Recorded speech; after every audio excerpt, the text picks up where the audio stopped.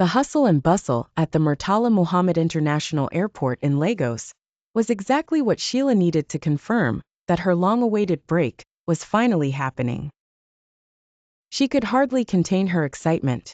After over 2 years of intense work, juggling endless project proposals, meetings, presentations, follow-up calls, and inspections, she was finally going on a vacation.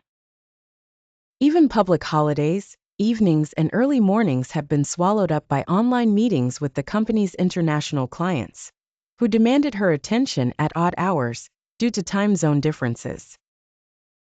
She had earned this holiday, and she had been looking forward to it for months.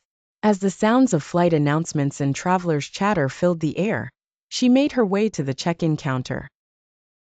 The attendant greeted her warmly, and Sheila couldn't help but admire the intricate Ghana weaving braids on her head. Curiosity got the better of her, and the attendant gladly shared the Instagram handle of the salon in Surulere, where she got it done. Sheila mentally bookmarked it to check out later while waiting to board. With her luggage checked in and her boarding pass in hand, she joined the queue for security. The line moved swiftly, but Sheila couldn't help but chuckle at the sight of a woman a few slots ahead of her struggling to take off her elaborate osso oak slippers. The woman had to step aside, wrestling with the tightly knotted laces as other passengers passed her by. Sheila thought to herself, next time, she'll definitely go for comfortable slip-ons. Soon, Sheila breezed through the scanner and waited for her backpack to be cleared before heading to the boarding gate. Feeling peckish, she stopped by a cafe to grab a bottle of Fayrouz and a pack of plantain chips. As she found a seat, she pulled out her phone to scroll through Instagram. She realized just how much she had missed in the world of entertainment. One of her favorite Nollywood actresses, Sola Sobowale, had celebrated a milestone birthday with a grand party, and Sheila was only just catching up. The demands of her job had kept her too busy to keep up with social media trends.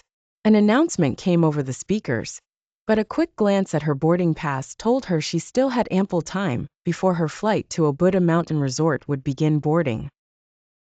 Just to be sure, she set a reminder on her phone, knowing how easily she could get lost in her social media feed. After a few minutes, she decided to stretch her legs and walk around to meet her daily step goal.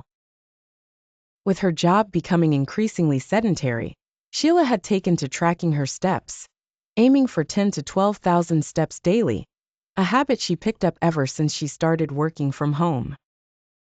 As she strolled around the departure hall, she let her mind drift to her destination, the serene Obudu Cattle Ranch in Cross River State. She had heard so much about its lush green landscapes, cozy chalets, and cable cars from her friends.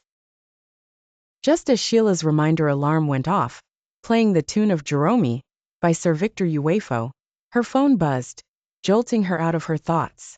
It was 5:30 a.m., and Aduak, her boss secretary, was calling.